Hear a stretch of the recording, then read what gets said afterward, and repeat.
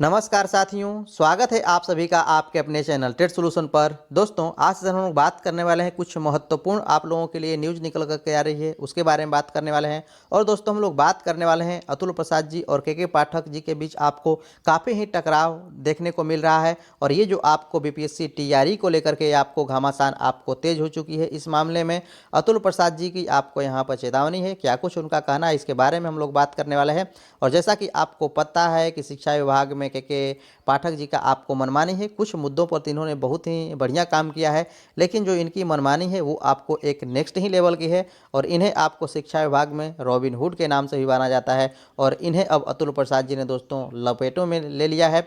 और क्या कुछ मुद्दा है इसके बारे में बात करने वाले हैं। और साथ साथ कुछ महत्वपूर्ण अपडेट्स के बारे में हम लोग बात करेंगे, जो कि आप लोगों को जानना जरूरी है। तो चलिए बिना विलंब के आज के सेशन को हम लोग शुरू करते हैं और देखते हैं क्या कुछ आप लोगों के लिए अपडेट निकल करके आ रहा है। तो आप अंत तक इस सेशन में बने रहिएगा। और दोस्तों, यदि चैनल पर नए हैं, अभी तक नहीं सब्सक्राइब किए हैं, तो ज़रूर सब्सक्राइब कर लीजिएगा।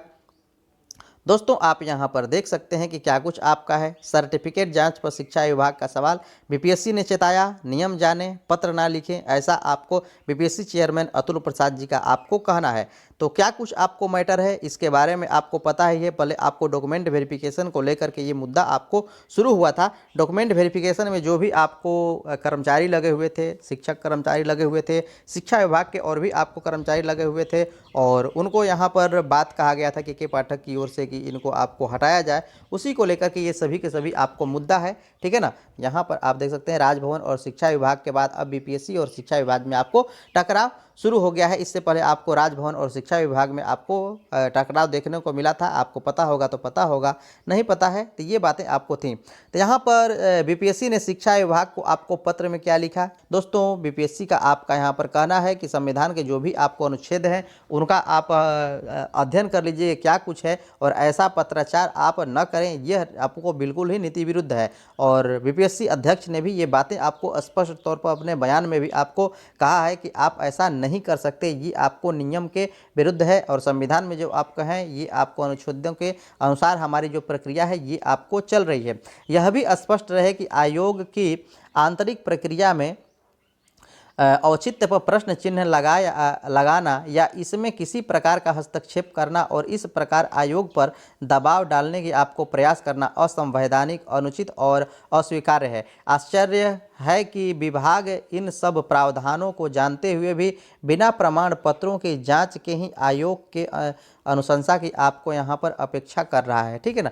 अपेक्षा कर रहा है, आयोग की जो आपको अनुशंसा है उसको नहीं मान रहा है। तो दोस्तों, ये आपको नीतिगत विरुद्ध था। जो भी आपका शिक्षा विभाग का ये काम था कि आप डॉक्यूमेंट वेरिफिकेशन करने में आप मुश्किल पैदा करें और न करने दें किसी न किसी प्रकार के। यहाँ पर जैसा कि आपको पता है कि ट्वीट के माध्यम से भी आपको ये बातें अतुल प्रसाद जी ने कहा था कि आप और प्रयास कीजिए, इससे कोई विशेष फर्क नहीं पड़ने वाला है, ठीक है ना।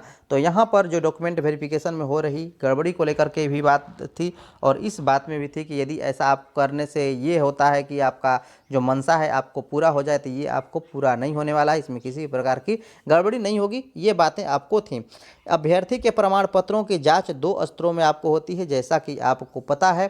पहले आयोग के स्तर से रिजल्ट आपको जारी होने के पूर्व आपको प्रमाण पत्रों की जांच होती है, और दूसरा संबंधित विभाग के स्तर पर नियोजन के समय आपको यहाँ पर प्रमाण पत्रों की जांच होती है। ये जो आपको प्रमाण पत्रों की जांच है ये आपको पहली प्रक्रिया है, और संभव है कि इसके बाद भी आपको प्रमाण पत्रों की दोबारा आपको जांच हो। दोनों का अपना अपना औचित्य है और दोनों एक दूसरे के पूरक हैं। बिना सत्यापन आयोग द्वारा नहीं कोई अनुशंसा भेजी जा सकती है और न ही कोई आपको डोसियर। आयोग के इस सत्यापन कार्य में आपको राज्य सरकार हमेशा सहयोग करती रही है इससे पहले, और इसके लिए किस विभाग के पदाधिकारी या कर्मी को प्रतिनियुक्त किया जाए यह राज्य सरकार का विषय है, न कि आपका विषय है, न कि आपको शिक्षा विभाग का विषय है। ये बीपीएससी का आपको कहना था। सीधी बात, अतुल प्रसाद जो आपको बीपीएससी अध्यक्ष हैं, रिजल्ट से पहले सर्टिफिकेट जाँच क्यों, इसके बारे में इन्होंने कहा कि रिजल्ट जारी करने के बाद सर्टिफिकेट जांच होने और गलत पाए जाने की स्थिति में सीट खाली रहने की आशंका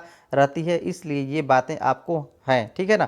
और जैसा कि आपको पता है दोस्तों कि जल्द ही आपको एक नई वैकेंसी भी आपको देखने को मिलने वाली है, उसके बारे में भी हम लोग डिटेल से बात करने वाले हैं। आप यहाँ पर देख सकते हैं कि अब शिक्षा विभाग और बीपीएससी में आपको ठनी हुई है, और ये सभी कुछ आपको पत्रों के द्वारा आपको यहाँ पर बात किया जाए पत्राचार के माध्यम से एक तरह का वाक युद्ध ही आपको लड़ा जा रहा है बीपीएससी और शिक्षा विभाग की ओर से।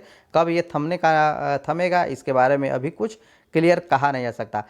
प्रमाण पत्रों के सत्यापन के कार्यक्रम में परिवर्तन आपको नहीं होगा। जो प्रमाण पत्र जिस समय आपको सत्यापित हो रहे थे वही आपका रहने वाला है। इससे पहले भी मैंने आप लोगों को बताया था कि आप इस भ्रम में नहीं रहिए कि आपके प्रमाण पत्र जो हैं उसमें आपको कोई परिवर्तन होने वाला है। ये अपने ससमय जो जिस समय पर आपको होने हैं, जिस समय पर आपको बुलाए गए हैं, उन सभी पर आपको उसी समय पर आपके प्रमाण पत्रों का सत्यापन होगा। तो मैं आपको बता दूं कि 1 to 5 के वैसे अभ्यर्थी जिनको आपको अब तो पता है कि जल्दी ही रिजल्ट आपको जारी होगा, और रिजल्ट जारी होने के बाद ही आप लोगों के प्रमाण पत्रों का सत्यापन होगा, क्योंकि उनकी संख्या आपको काफ़ी अधिक है। तो इसको देखते हुए रिजल्ट जारी होने के बाद ही वो प्रक्रिया आपको शुरू होगी। हम लोग 9, 10 प्लस 2 के बारे में बात करें तो यहाँ पर इनकी संख्या आपको काफ़ी कम थी, इसलिए पहले भी आपको किया जा सका। आगे चलिए दोस्तों, यहाँ पर आप देख सकते हैं कि लिखा हुआ है बीएड वाले कक्षा 5 तक के शिक्षक बनेंगे या नहीं बनेंगे, इसका फैसला इस सप्ताह के अंत तक आपका हो जाने वाला है, जैसा कि आपको यहाँ पर कहा गया है।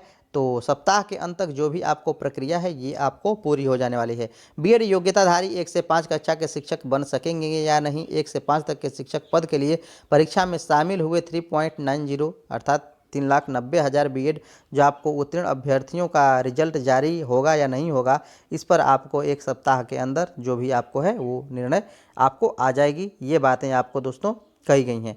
दोस्तों यहाँ पर चयनित शिक्षकों का होगा प्रशिक्षण। जो भी आपको शिक्षक बीपीएससी टीआरई पास करेंगे और चयनित किए जाएंगे उनका आपको प्रशिक्षण किया जाएगा, ऐसा कुछ आपको यहाँ पर कहा गया है, ठीक है ना।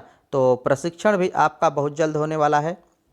नीचे क्या कुछ आपका है, बीपीएससी ने शिक्षा विभाग को भेजा जवाबी पत्र। शिक्षा विभाग को बीपीएससी ने जवाबी पत्र भेजा और इसमें कहा कि संविधान पढ़ें और संविधान के जो भी आपको रूल रेगुलेशन है उसके अनुसार बात करें। हम बेवजह बातें नहीं करते हैं। मैं आपको बता दूं कि जल्द ही 1 से लेकर के आपको 12 तक की नियुक्ति आपको होने वाली है, और संभावित हम लोग बात करें कि उसमें कितनी वैकेंसी आने वाली है तो लगभग दोस्तों कहा जा रहा है कि 1.5 लाख शिक्षकों की भर्ती आपको आने वाली है। और हम लोग लगभग के बारे में बात करें तो 30,000 के करीब में आपको प्राथमिक में वैकेंसी आने की बात ऐसा आपको सुनने में आ रहा है।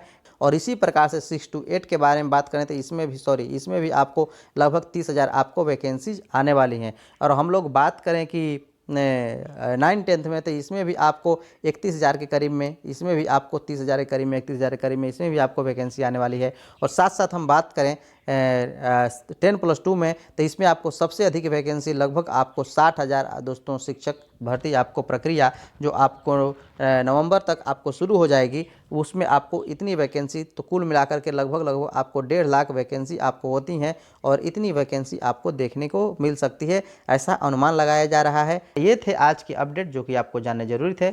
चलिए, मैं ऐसा करता हूं कि आज का सेशन आप लोग काफ़ी बेहतर लगा होगा तो लाइक सब्सक्राइब करना नहीं भूलिएगा, जरूर कर दीजिएगा। मिलते हैं नेक्स्ट इंटरेस्टिंग वीडियो में। आज अभी के लिए इतना ही। देखने के लिए धन्यवाद।